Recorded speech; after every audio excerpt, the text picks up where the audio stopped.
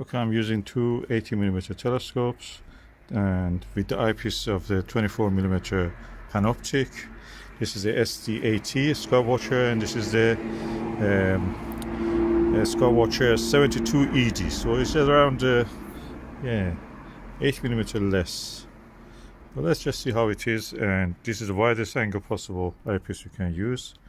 And I'm looking to see the Comet A3 Tsuchinshan-ATLAS.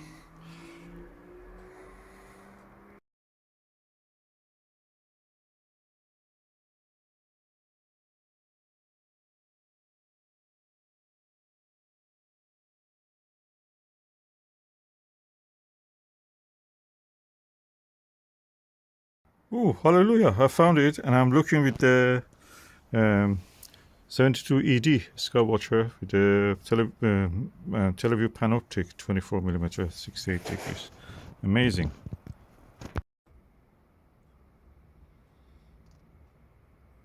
That's this star near the center.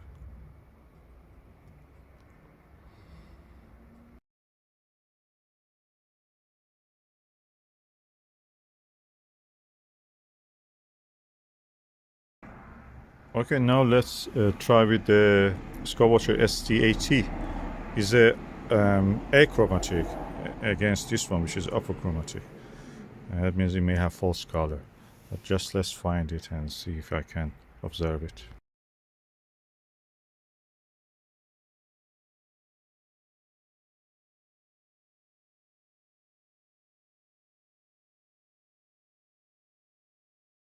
Okay, I photographed it now, and I can say that the image with this one is actually brighter, surprisingly. 8mm bigger, and I feel that this is actually better. I tried to photograph it with a mobile phone camera, and the image, if it is not better, is equal to this, the image through this. So this is of course 2-inch star diagonal, but the eyepiece is 1.25. And this is 1.25 and 1.25, so I'm a little bit surprised by that.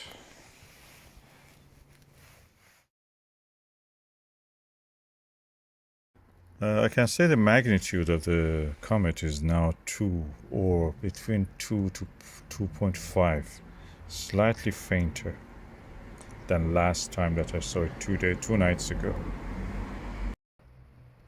I'm going back again to the Skywatcher ED72, 72ED I should say, and just have a look again.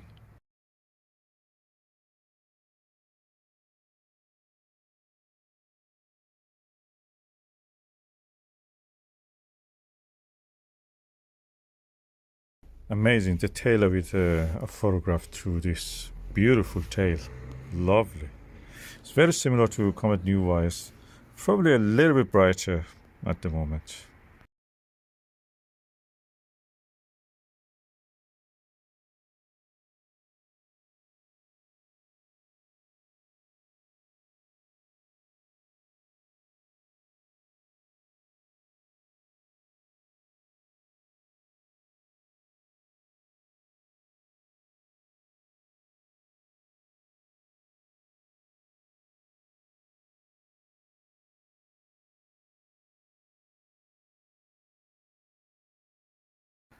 Okay, that was the image through the Skywatcher 72ED and Panoptic 24mm.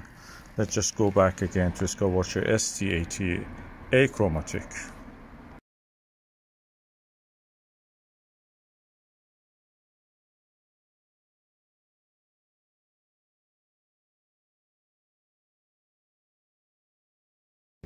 So that was the image through the Skywatcher SD80 Achromatic. Very cheap telescope on a Dobsonian mount. Both of them are on Dobsonian mounted.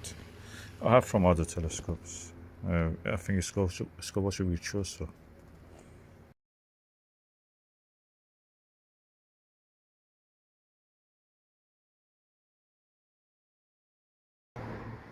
Okay, after imaging the Comet A3 for multiple times, I can say the sky background in the 72ED is slightly darker than this. And the color in both of them, the Comet is kind of yellowish, creamy white color. Which one I prefer? I think I prefer this one. Although for the money, that's really cheaper with this one. Of course, Eyepiece is the same price, more than the telescope itself, if you can find it.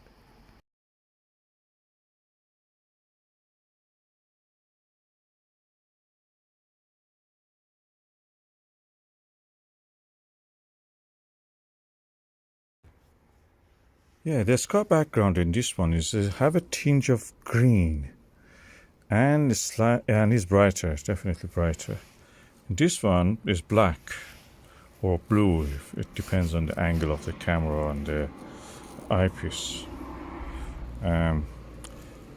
This is good, but the sky background is a little bit brighter. This one is better.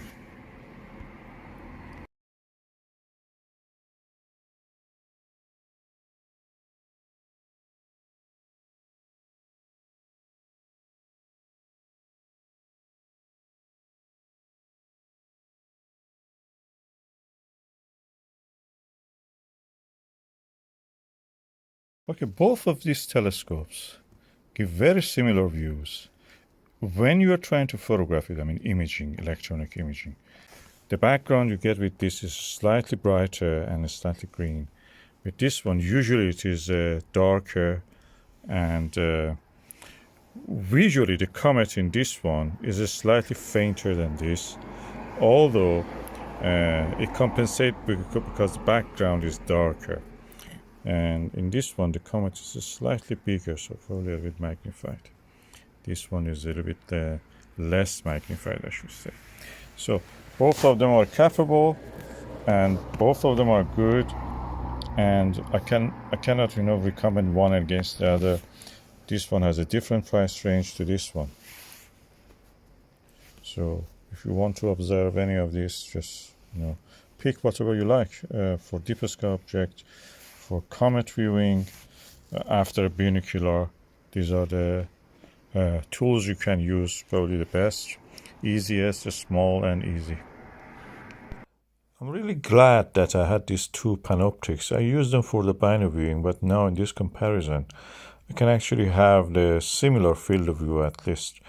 The refractors had very slightly different 8mm objective diameter, but the rest of the things being equal, I feel that both of them are really good. For observing the comets, they're perfect. They give you a really nice wide field of view for observing this.